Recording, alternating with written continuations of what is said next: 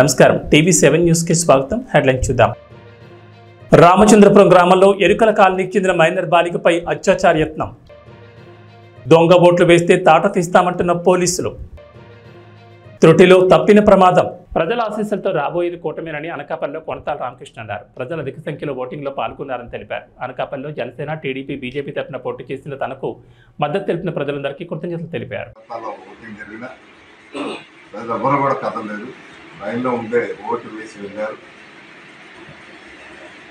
అంటే అంత తీవ్రంగా ప్రభుత్వాన్ని దించాలనేటువంటి కృత నిశ్చయంతో వచ్చి ఓట్లు వేసినటువంటి ప్రజలందరికీ కూడా మీ ద్వారా నా హృదయపూర్వక అభినందనలు. గతంలో కంటే ఎక్కువ శాతం ఓటింగ్ జరిగింది. ఇంచుమించుగా ప్రతి నియోజకవర్గంలో ఇదే పోరాడి కొనసాగింది. రాష్ట్ర వ్యాప్తంగా తప్పనిసరిగా ఈ కూటమి ప్రభుత్వం అధికారంలోకి వస్తుంది. మంచి మెజార్టీతో అధికారంలోకి రావడం జరుగుతుంది. ప్రజలు ఏవైతే ఆశిస్తున్నారో ఆశించిన విధంగా అభివృద్ధి, సంక్షేమం రెండు కళ్ళలా ఈ ప్రభుత్వం, కూటమి ప్రభుత్వం ముందుకు తీసుకెళ్లే విధంగా చంద్రబాబు నాయుడు గారు ముఖ్యమంత్రిగా, పవన్ కళ్యాణ్ గారు నేతృత్వంలో ఈ సంక్షేమ అభివృద్ధి కార్యక్రమాలు సమానంగా ఈ ఫలితాలు ప్రజలకు అందరికి కూడా అందే విధంగా, ముఖ్యంగా ప్రజలు ఏవైతే అభివృద్ధి దిశగా పరిశ్రమలు రావాలని, ఇరిగేషన్ ప్రాజెక్టులు పూర్తి కావాలని, విద్యార్థులకు, యువతకు ఉద్యోగ అవకాశాలు మెరుగుపడాలని ఏవైతే ఆశ పెట్టుకున్నారో అవన్నీ కూడా నెరవేర్చేటువంటి మంచి రోజులు త్వరలోనే ప్రజల ఆశీస్సులతో రాబోతున్నాయి. ప్రజలు సహకారానికి, ముఖ్యంగా మీ అందరి సహకారానికి, మీడియా సహకారానికి మరొకసారి మా హృదయపూర్వక అభినందనలు. మీడియా అంటే ప్రింట్ మీడియా, ఎలక్ట్రానిక్ మీడియా, మీ అందరూ సహకరించిన మీ అందరికీ కూడా మరొకసారి నా హృదయపూర్వక ధన్యవాదాలు. కేంద్రంలో మోడీ గారి మూడోసారి ప్రధానిగా బాధ్యతలు చేపట్టే విధంగా పరిస్థితులు ఉన్నాయి. అదేవిధంగా రాష్ట్రంలో చంద్రబాబు నాయుడు గారు ముఖ్యమంత్రిగా కాబోతున్నటువంటి రోజులు దగ్గరలోనే ఉన్నాయి. ఏవైతే పట్టుదలగా పవన్ కళ్యాణ్ గారు ఈ పొత్తు అధికారంలోకి రావాలని గత 2-3 సంవత్సరాలుగా తీవ్రమైనటువంటి కృషి చేస్తున్నారు. ఆయన కష్టానికి తగినటువంటి ప్రతిఫలం ఈరోజు రాబోతూ ఉంది. వారిది 2 సంవత్సరాల కష్టం కాదు, గత 10 సంవత్సరాలుగా ప్రజా జీవితంలో ప్రజల సంక్షేమం కోసం నిత్యం ప్రజాస్వామ్యంలో ఉంటూ ప్రజాస్వామ్యాన్ని పరిరక్షించాలని ఏవైతే కంకణం పెట్టుకొని పోరాటం చేస్తున్నారో ఆ పోరాటానికి ఫలితం త్వరలోనే రాబోతుందని మేము ఎదురు చూస్తున్నాం. తిరుపతి దొడ్డాపురంలో దొంగ ఓట్లను పోలీసులు పట్టుకున్నారు. దొంగ ఓట్లు వేసేందుకు వచ్చిన యువకులను సిఆర్పీఎఫ్ పోలీసులు పట్టుకున్నారు. లాఠీ దెబ్బలకి యువకులు సొమ్మసిల్లారు. ఇది చూసి దొంగ ఓట్లు వేసేందుకు ఇంకెవరూ సాహసించారని సిబ్బంది అన్నారు.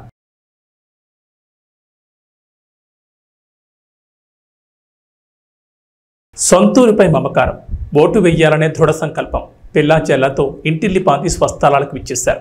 త్రికరణ శుద్ధితో బాధ్యతలు నిర్వర్తించారు. బంధుమిత్రులతో 2-3 రోజులు సంతోషంగా గడిపారు. ఉద్యోగ విధులకు వెళ్లాలనే కొండంత ఆశతో ప్రైవేట్ ట్రావెల్స్ బస్సులో తిరుగు ప్రయాణమయ్యారు.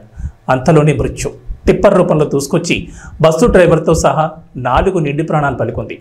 కళ్ళు తెరిచేలోపే అగ్నికీలలకు ఆహుతైన విషాద కాదిది. గాఢ నిద్రలో ఉన్న 10ల సంఖ్యలో ప్రయాణికులను తీవ్ర గాయాల పాలు చేసింది. క్షతగాత్రుల ఆర్తనాదాలు మెన్నంటిన వేళ స్థానికులు అప్రమత్తమై 108 పోలీసులకు సమాచారం చేరవేశారు. స్థానికులు క్షతగాత్రుల వివరాల మేరకు బాపట్ల జిల్లా చినగంజాం నుంచి పర్చూరు, చిలుకలూరుపేట మీదుగా హైదరాబాద్ వెళ్లేందుకు మంగళవారం రాత్రి అరవింద ప్రైవేట్ ట్రావెల్స్ బస్ 40 మంది ప్రయాణికులతో బయలుదేరింది. వీరిలో చినగంజాం, గొనసపూడి, నీలాయపాలి వారు ఎక్కువగా ఉన్నారు. వీళ్లంతా సార్వత్రిక ఎన్నికల్లో ఓటేసి హైదరాబాద్కు తిరుగు ప్రయాణమైన వారే. మంగళవారం అర్ధరాత్రి 1:30 సమయంలో చిలకలూరుపేట మండలం అన్నంబట్లవారిపాలెం పసుమరు గ్రామాల మధ్య ఈవూరువారిపాలెం రోడ్డు వద్దకు వచ్చేసరికి ఎదురుగా శరవేగంతో కంకరతో వచ్చిన టిప్పర్ బస్సును ఢీకొట్టింది. క్షణాల్లో టిప్పర్కు మంటలు రేగి ఆపై వేగం తీవ్రత దృష్ట్యా బస్సుకు మంటలు వ్యాపించాయి. ప్రమాద తీవ్రతకు క్షణాల్లో ట్రావెల్స్ బస్సు చోదకుడు మరో 4 ఆహుతయ్యారు. మరో 20 మంది వరకు తీవ్ర గాయాల పాలయ్యారు. క్షతగాత్రుల ఆర్తనాదాలు, బంధువుల శోకాలతో ఆ ప్రాంతంలో విషాదం వెన్నంటింది. స్థానికులు దుర్ఘటన సమాచారాన్ని 108 పోలీసులకు చేరవేయడంతో హుటాహుటిన వారు ప్రమాద స్థలికి చేరుకున్నారు. ప్రమాద తీవ్రత దృష్ట్యా చిలకలూరుపేట, ఎద్దనపూడి, చీరాల, ఎడ్లపాడు నుంచి 108 వాహనాలను ప్రమాద స్థలికి రప్పించారు. బస్సులో చిక్కుకుపోయిన వారిని బయటకు తీసి 108 వాహనాల్లో 20 మంది క్షతగాత్రులను చిలకలూరుపేట ప్రాంతీయ వైద్యశాలకు తరలించారు. చిలకలూరుపేట నుంచి అగ్నిమాపక శాఖ వచ్చి మంటలార్పడంతో పరిస్థితి అదుపులోకి వచ్చింది.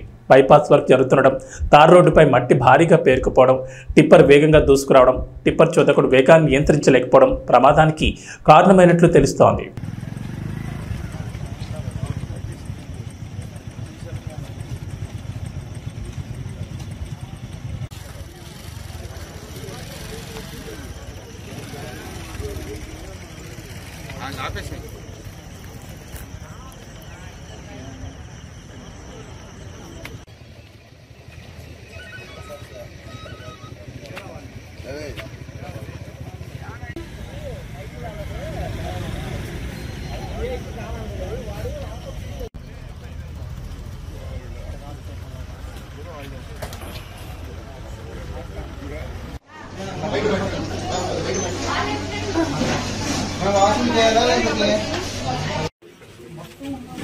నా కొడుకు ఓట్లకు పిలిచి అమ్మ పూకు ఏ నా కొడుకు అయితే ఏమైంది? ఏ నా కొడుకు తెలిసి డబ్బులు రావాడు అమ్మ కొత్త నిజంగా వాడు మగంలో మడ్డాడు అమ్మ చెడు కొత్త నిజంగా. ఎన్టీఆర్ జిల్లా మైలవరం నియోజకవర్గం ఇబ్రహీంపట్నం మండలం మూలపాడు నేషనల్ హైవేలో రోడ్డు ప్రమాదం జరిగింది. ఈ ప్రమాదంలో ఒకదాని వెనక మరొకటి 4 వాహనాలు ఢీకొన్నాయి. విజయవాడ నుంచి హైదరాబాద్ వైపు వేగంగా వెళ్తున్న 4 వాహనాల్లో ముందున్న వాహనదారుడు సడన్ బ్రేక్ వేయడంతో ఈ ప్రమాదం జరిగినట్లు సమాచారం అందుకున్న ఇబ్రహీంపట్నం ఎస్ఐ శ్రీనివాసరావు సంఘటనా స్థలానికి చేరుకుని వివరాలు సేకరించారు. ఈ ప్రమాదంలో ఎవరికి ఎటువంటి గాయాలు కాకపోవడంతో అందరూ ఊపిరి పీల్చుకున్నారు. ప్రమాదానికి గల కారణాలు తెలియాల్సి ఉంది.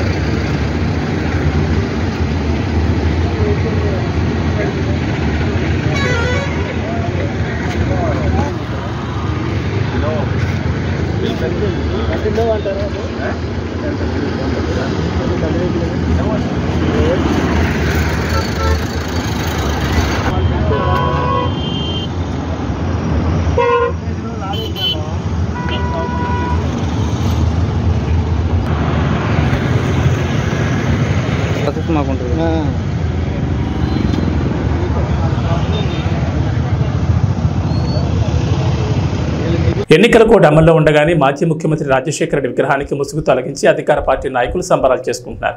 అధికార పార్టీ ఏం చేసినా చెల్లుతుందనే భావనలో ఇలా చేస్తున్నారని, రాజశేఖర రెడ్డి విగ్రహానికి ముసుగు తొలగించడం అధికార పార్టీ కోడ్ ఉల్లంఘించడమే అవుతుందని, మరి అధికారులు అధికార పార్టీపై ఖచ్చితంగా చర్యలు తీసుకోవాలని కోరుతున్నారు.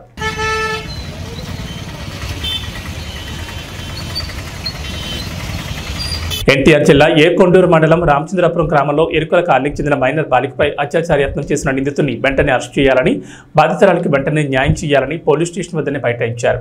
బాధితురాలి కుటుంబానికి న్యాయం జరిగేంత వరకు అండగా ఉంటానని టీడీపీ ఎమ్మెల్యే అభ్యర్థి కొలికపూడి శ్రీనివాసరావు బాధితులకు భరోసా ఇచ్చారు. అంటే 100 మంది ఒకవైపు ఉన్నారు, 10 మంది ఇంకొకటి. ఈ పాప మీద వాళ్ళు ప్రయత్నం చేశాడని వీళ్ళు చెప్పిన తర్వాత ఇప్పుడు వాడు వెళ్ళి కేసు పెట్టిన తర్వాత హాస్పిటల్లో జాయిన్ అయ్యాడు. అందులో నిజమేంటో మీకు తెలుసు. అందులో నిజమేంటో పెట్టి వాడికి రాజమర్యాదలు ఏంటండి? బొక్స్ కట్టినప్పుడు నేను జాయిన్ చేయలేదు సార్, అడ్మిట్ అయ్యాడు. సరే వాడు అడ్మిట్ అయ్యాడు, మీరు తీసారండి సార్. రేపు డిశ్చార్జ్ చేస్తానని గట్టిగా వెళ్ళారు. అంటే ఒక క్రైమ్ చేసిన వాడు హాస్పిటల్లో జాయిన్ దాకా మీరు చూస్తూ ఉంటారండి. అతనికి డిశ్చార్జ్ అయిన దాకా నేను కూర్చుంటాను. మేమందరం ఎక్కడ కూర్చుంటాం. ఇంకోటి ఆ కొట్టిన వాళ్ళ ఇళ్ళ దగ్గరే ఉన్నారు. ఇంకా కుర్రాన్ని కొట్టడానికి ఊళ్ళో తిరుగుతున్నారు. మరి వాళ్ళ మీద యాక్షన్ తీసుకుంటాం. టూత్ మొబైల్స్ వాళ్ళు చెప్పాము, అక్కడ గొడవ లేకుండా వెళ్ళారు, తిరిగారు. అదండి ఇప్పుడు ఆల్రెడీ కొట్టారు కదా, కొట్టిన వాళ్ళ మీద యాక్షన్ 11 ఏళ్ల పాపని రేపు చేయాలని ప్రయత్నం చేసి ఆ పాప వాళ్ళు చేయి కొరికి పారిపోయి ఒక రకంగా మళ్ళీ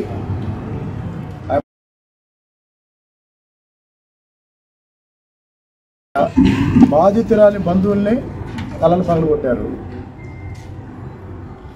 వాళ్ళ మీద కూడా యాక్షన్ లేదు. అంటే వీళ్ళు ఎస్టీ వాళ్ళు, ఎరకల వాళ్ళు, ఎవరు దిక్కులు మరి 10 మందే ఉన్నారు. అంటే జనబలాన్ని బట్టి జడ్జిమెంట్ ఇస్తారండి. అదే వెళ్ళిపోమన్నాను సార్. 10 గుంటలు మీరు ఉండటానికి వెళ్ళాలి. ఒక ఫ్యామిలీ కూడా లేదండి, మొత్తం తిరుగురులో ఉన్నారు. సార్ తీసుకొచ్చారండి, ఇప్పుడు వస్తున్నారు. మహబూబాబాద్ జిల్లా తొర్రూరు మండలం నాంచారి మడూరు గ్రామ శివార్లోని రెడ్డి గార్డెన్లో పీటా women's empowerment Telugu association founder Hanumanla Jhansi Reddy ఆధ్వర్యంలో మదర్స్ డే సెలబ్రేషన్స్ వేడుకలు ఘనంగా నిర్వహించారు.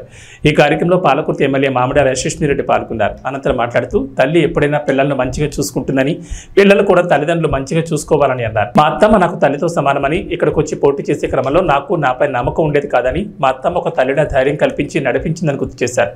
పాలకుర్తి ప్రజలందరికీ మా కుటుంబం తరపున మదర్స్ డే శుభాకాంక్షలు తెలిపారు. బీటా ఫౌండర్ ఝాన్సీరెడ్డి మాట్లాడుతూ పిల్లలందరూ తల్లిదండ్రులను మంచిగా చూసుకుని అందరూ కలిసిమెలిసి ఉండాలని కోరారు. అనంతరం తల్లులకు శాలువాలతో సన్మానం చేసి ఫౌండర్ ఝాన్సీరెడ్డి, ఎమ్మెల్యే యశస్విరెడ్డి ఉల్లాసంగా డాన్సులు చేశారు.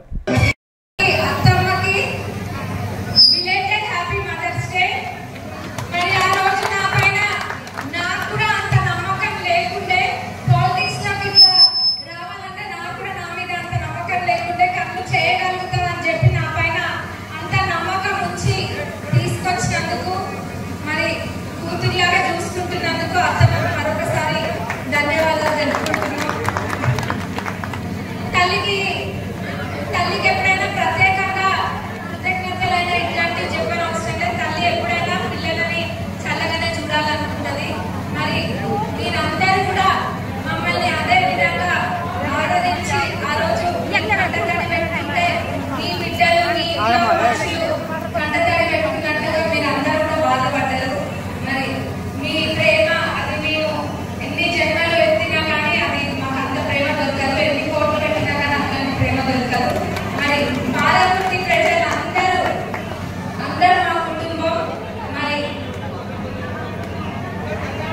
మీరందరూ ఇదే విధంగా రాబోయే రోజులలో కూడా ఇదే విధంగా మేము ప్రేమ చూపించాలని కోరుకుంటున్నాం. మరి ఇదే విధంగా మన పాలకుర్తి నియోజక ఆడపడుచులందరినీ ఆ దేవుడు మనందరూ కూడా ఇట్లా మంచిగా చూడాలి. మరి మన పిల్లలు కూడా మన తల్లులందరినీ కూడా మంచిగా చూడాలని కోరుకుంటూ సెలవు తీసుకున్న వేదిక తరఫున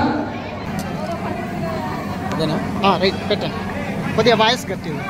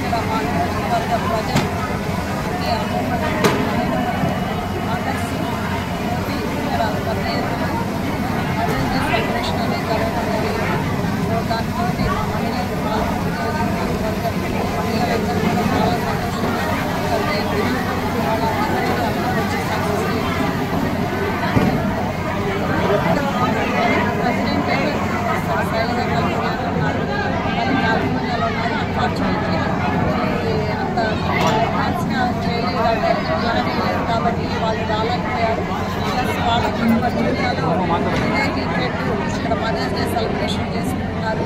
సో వాళ్ళకి అక్కడ ఈవెంట్ ఉంది కాబట్టి వాళ్ళు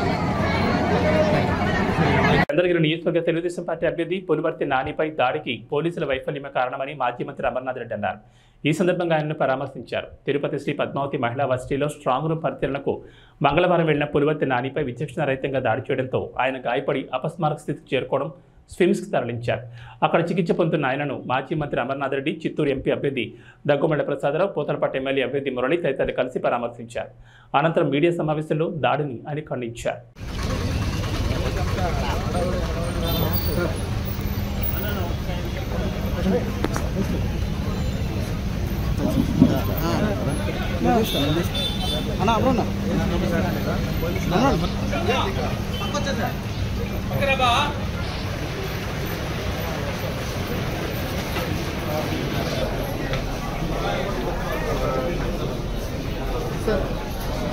తీసుకుని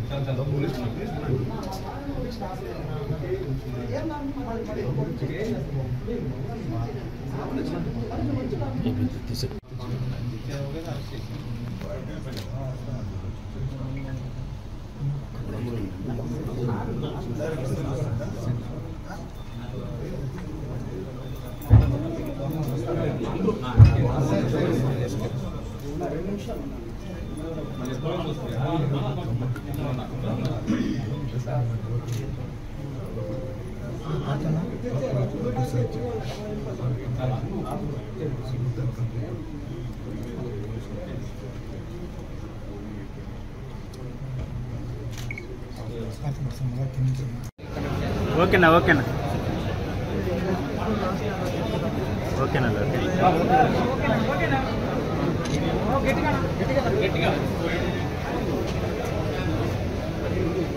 చంద్రగిరి నియోజకవర్గ తెలుగుదేశం పార్టీ అభ్యర్థి నాని గారి పైన నిన్న జరిగినటువంటి దాడిని తీవ్రంగా కూడా ఖండిస్తున్నాం.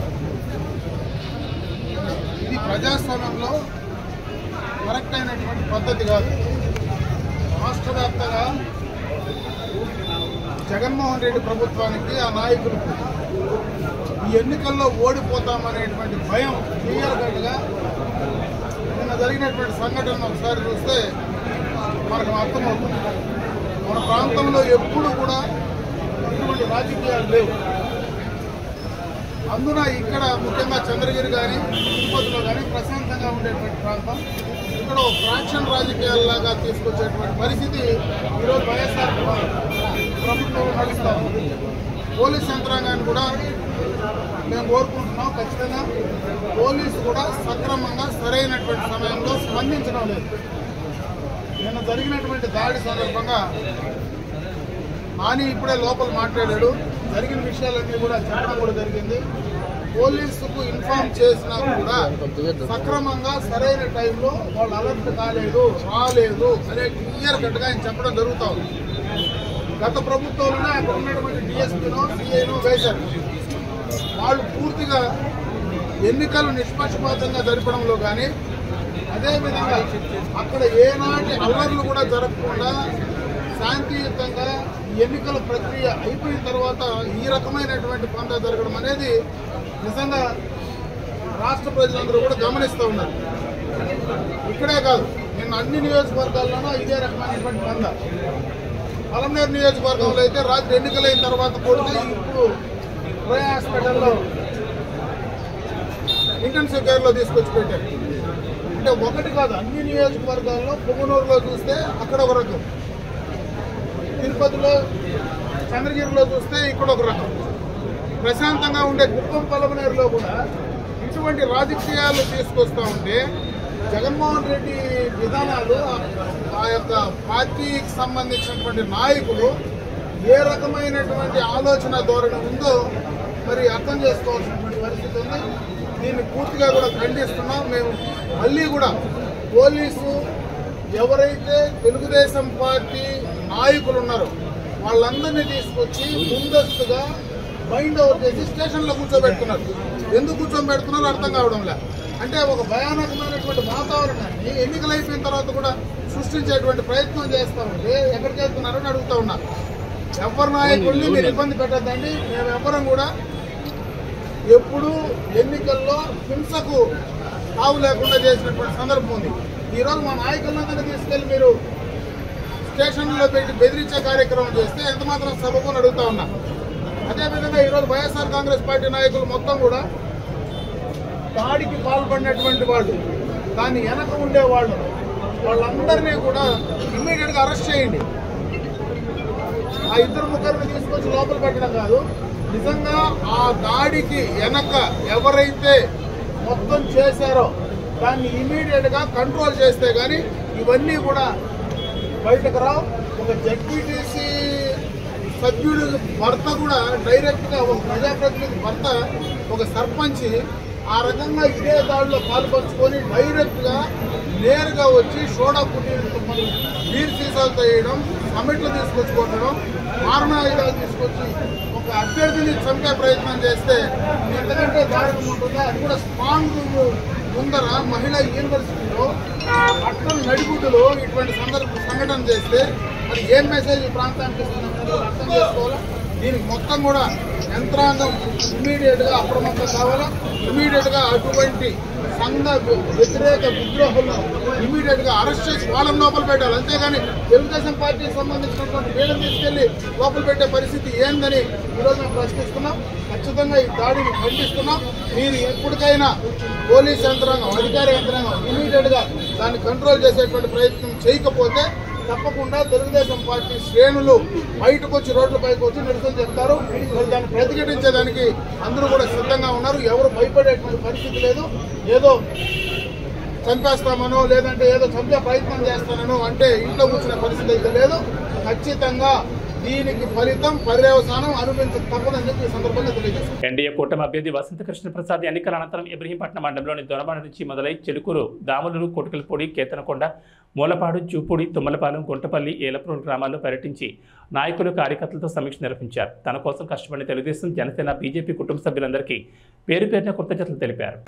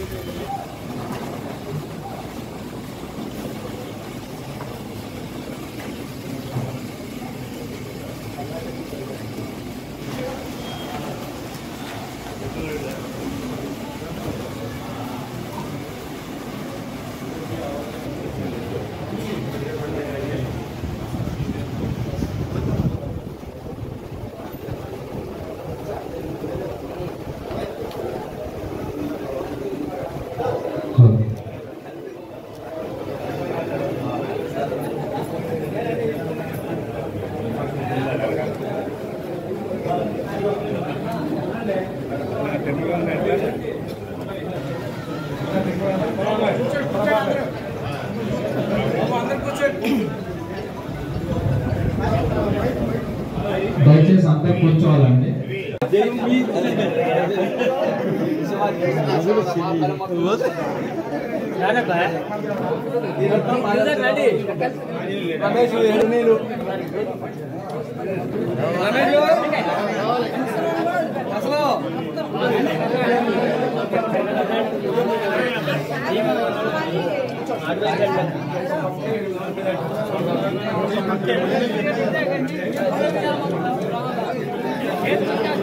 కుటుంబ సభ్యులందరికీ నమస్కారం.